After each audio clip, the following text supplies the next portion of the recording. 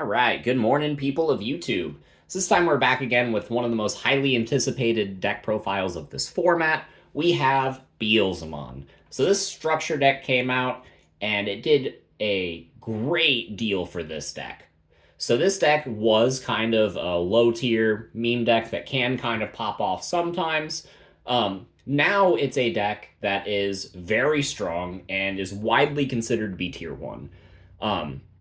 This is going to be a Turbo Mill style deck where you are just pumping as many cards into your trash as possible and then getting really, really great effects for it. So we'll go ahead and get into the card by card. If you like this kind of content, make sure you subscribe and click that like so that you get more videos like this recommended to you.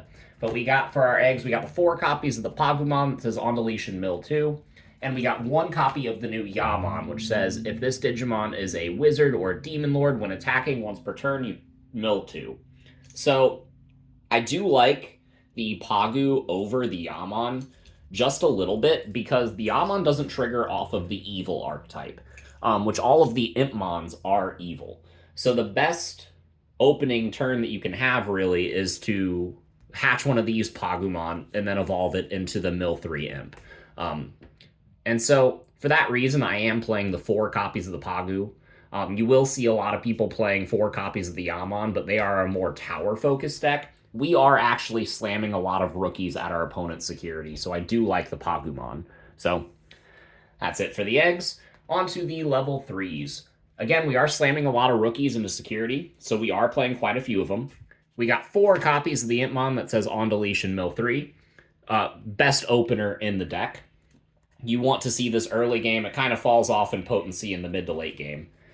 Next, we got 4 copies of the new Impmon.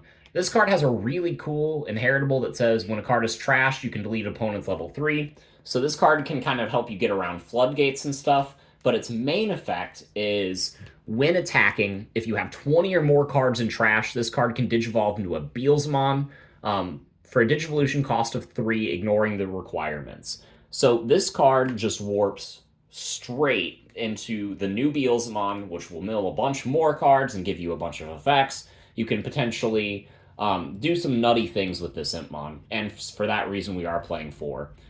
This is a deck focused on getting as many cards in trash as possible, so hitting that 20 threshold is not a problem.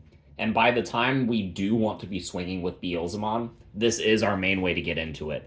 We can build a tower and go into it that way, but this card is in here for the fast warp, and for that reason you will see our level 4 and our level 5 count be a little bit lower so that we can make room for more options that mill us. But for the last Impmon that we do play, we play the EX2 Impmon at 4 copies. This card is excessively powerful. If you mill it, you mill 3 more, and whenever you play it, you get to grab a Ai and Mako and a card with Beelzemon in its name. So it's really important. This card can hit blast mode. It's also got a really nice inheritable that makes you 3,000 bigger if you have Beelzemon in your name. So this card is absolutely absurd. It makes your blast mode hit really big numbers. And yeah, the most valuable part of this card is the on mill 3 more. It just helps you turbo into some really, really degenerate plays. And then we do play 2 more rookies. I have seen a lot of people play this ratio of 1 Psychmon and 1 Gazi. I am stealing that for this deck profile. It works, and I wanted 14 rookies, and the other Impmons are kind of bad for this style of deck. So, yeah, this is how it goes. Next, for the level 4s, we got the 4 copies of the Promo Wizard. This card is absurd. If you mill it, you gain a memory. And its inheritable lets you stack your deck with a card in your hand, which sounds really bad, but you gotta remember, you're milling everything, and all of your cards have broken on mill effects. So this card lets you tailor your mills for whatever you want, and if you're playing less than 4 of this, you're making a mistake. So, to round out our level 4s, we only play 6. I am including 2 copies of Witchmon. This card, when you digivolve, you trash 3 from the top of your deck, and it makes you bigger if you have Wizard or Demon Lord as an inheritable by 2,000 power during your turn, which is really nice. Again, you do want some kind of power boost under your Beelzemon, so that way you aren't dying to weird things like Death X and Security. And I do like this ratio. Again, you don't really need that many because you play ways to fetch these cards back from the trash.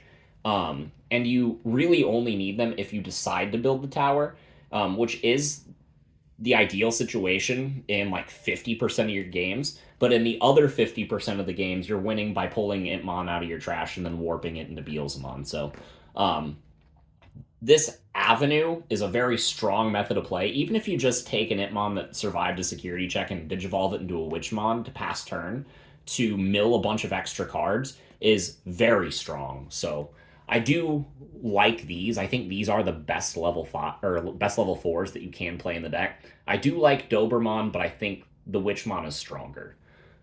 So for the level 5s, I'm only playing the new Ballmon, and I'm playing 4 copies of this card. So again, it's inheritable as a power boost if you're Wizard or Demon Lord, so it makes your Beelzemon bigger.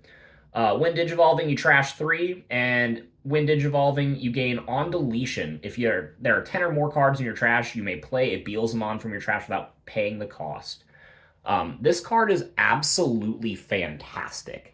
So going into a Ballmon with a full stack, even if you do that early game before you have 10 cards in trash, by the time the Ballmon and all of its sources hit trash and resolve this effect, it will include itself among those cards, and you will hit that 10 number.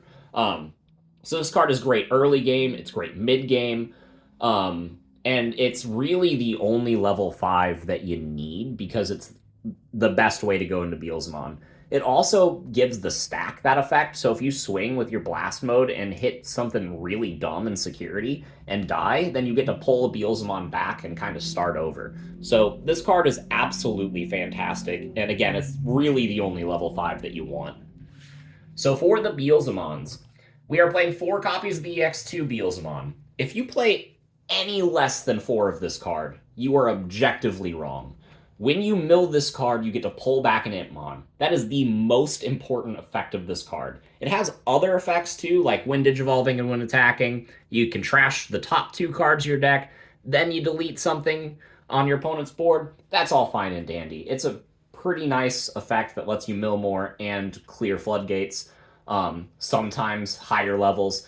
But this card is most fantastic at just being milled. It is the card that you want to see off of your mill effects the most in conjunction with the EX2 Impmon, because like you can mill the EX2 Impmon and then mill this off of that and then pull back the EX2 Impmon. This card doesn't negate on play effects, then you can get a search if you need. Or, this card can pull back the Warp Impmon and then warp into the new Beelzemon, which we are only playing 2 of, because we just need to mill 1 at some point in the game. And if we don't mill this card, then it's fine, because we have this card as a backup.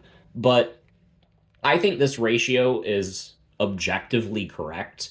The EX2 Beelzemon is just better at being milled, and it's a backup attacker. And this card is, like, if you're milling to the point where you're seeing 20 cards in your trash, odds are you've hit at least one of these.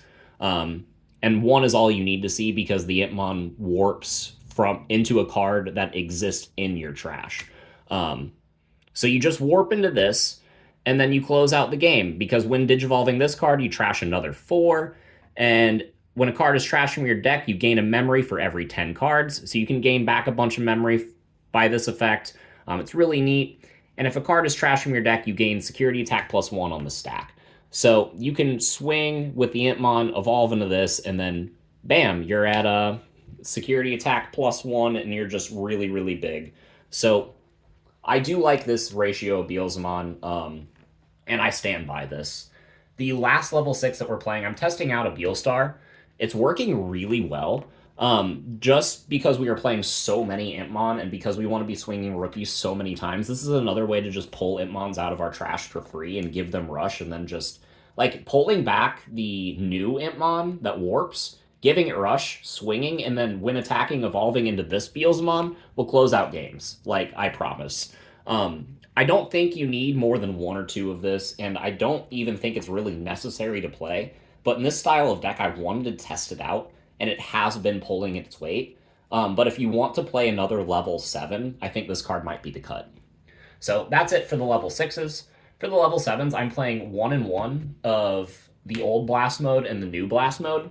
The new blast mode is objectively better if you are not playing the memory setter Ian Mako. Because the memory setter Ian Mako lets you digivolve Beelzemon into blast mode for only 3 memory, which makes this 6 cost non existent. And yeah, if you're not playing the memory setter that allows you to warp from trash, this card is just better because it is more consistent. But I am playing that memory setter, so I did want to include at least one of this in the deck because it just gets really, really beefy. And it's mass removal if you need mass removal. It's kind of your panic button card, and having a panic button card is always good. So I do think you need at least 2 level 7s. I think 3 is the magic number. But I did want to test the Beelstar. So this is what I'm going with. And if you were to include a third level 7 in this list, I would just up the new blast mode by 1. But definitely test out the old blast mode if you can get your hands on it. If you like it, cool. If not, they're worth a pretty penny, so it's pretty easy to trade off right now. And then we're going into the Tamers. We got 2 copies of the Ian Mako, the memory setter, and 2 copies of Ian Mako, the new one. So memory setter's good. Again, like I said, it warps a Beelzemon from your trash, and it lets you mill when attacking, which is always great. And then the new Ian Mako searches pretty much any card in the deck from the top 4. It's absolutely fantastic, but also when attacking, you can stack your deck. Or, I'm sorry, when one of your Digimon digivolves into a purple Digimon by suspending this tamer, you can take a card in your hand, stack it on top of your deck, and gain a memory. So this card helps fix your memory, but it also helps tailor your mills, just like the Wizardmon. I think minimum 2 of this is how you want to go. But again, since I did want to include the Turbo Mill variant, I wanted to make it so that I could have 3 memory at the start of my turn, so I did opt to include 2 of the memory setter. You could cut this card completely, bump any card in the deck up by 1, and then just play a third of the new Ian Mako, which is what a lot of people are doing. However, I do like being able to have the consistent 3 memory at the start of my turn, and this card makes the old blast mode good, and I really like the old blast mode, so I wanted to play it. So, on to the options. We are playing 4 copies of Rival's Barrage, because this card is absolutely dumb. When milled, it goes into play, and then on future turns, you can pop it off and grab any purple Digimon or Tamer from your trash. That's absolutely fantastic. It sets up any play that you need to make. It also, whenever it's hit in security, and whenever you activate it from your hand, it kills your opponent's Digimon with the highest level, which is absolutely fantastic removal. Unless you're playing against something like D-Reaper, but I really like Rival's Barrage. I am playing 4 of it because it's just recursion. You're going to mill a lot in this deck, so if you mill this, you get to add back any piece. You can stack this from your hand and then mill it off of like with the Ian Mako or the Wizard to ensure that you can pull back key pieces whenever you need them. Grabbing back Balmon is really good. Grabbing back Beelstar is really good. I do really like this card. Next, we are playing 4 copies of Deathslinger. This is another card that when milled, you gain a memory. So, in conjunction with the Wizardmon, you have 8 cards that when milled, you get memory for it. That's pretty dumb. This card also has a pretty neat effect at spot removal that gets better the more cards are in your trash. And it only costs 4 memory. So this card is just great to cast from hand. It's a good way to pass turn in a lot of situations. But the main reason you're including 4 of this card is to mill it. Next, this is going to be the part of the deck profile that people are going to disagree on the most. I got 4 copies of Darkness Wave. I don't really see anybody else doing this, and I don't know why. This card is a 1-cost option that when you activate it, you mill 3 cards. And then if you hit it in security, it mills 3 cards. This card is absolutely dumb, and it gives Beelzemon the perfect turn 1 opening. So turn 1, you hatch Pagu, you evolve, this Impmon in the back, right? So you have a way that whenever this stack dies, you're milling 5 cards. If you include these two, that hits 7. If you activate Darkness Wave as a 1-cost option, if you go first, you put your opponent at just 1 memory.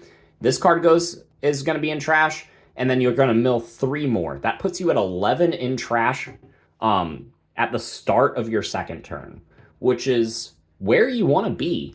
So I think this card is really, really great. I'm playing 4 of it because I want to open it. It's a great way to give my opponent as little memory as possible, and it's just overall a great card. This card does get phased out whenever we get Beelzemon X and BT12. However, for the meantime, I think this is the fastest way to play this deck. Sure, you are prone to decking out faster with this card, which is a legitimate issue in some matchups. But if you're playing against those matchups, just don't activate it if you're going to deck out. Like, just don't do that. So, yeah, that puts us at 49. And then for the 50th card, I got a single copy of Jackraid. This card comes in clutch at getting us extra memory when we need it. It's not necessary, but, you do need a 50th card in order to play the game. So here it is. You could include a missed memory boost in the slot. I like the Darkness Wave a little bit more, and I think the missed memory boost is a little redundant with the Darkness Wave. So Jackraid has been pulling its weight. It's a nifty one of, and I recommend you try it out. But I've talked a lot. I have a lot to say about this deck because this deck is super cool. There's a lot of really neat things it can do, and there's really no other deck in the Digimon TCG like it. So I hope you've all enjoyed. Yeah, and we'll see you guys in future videos. Bye, everyone.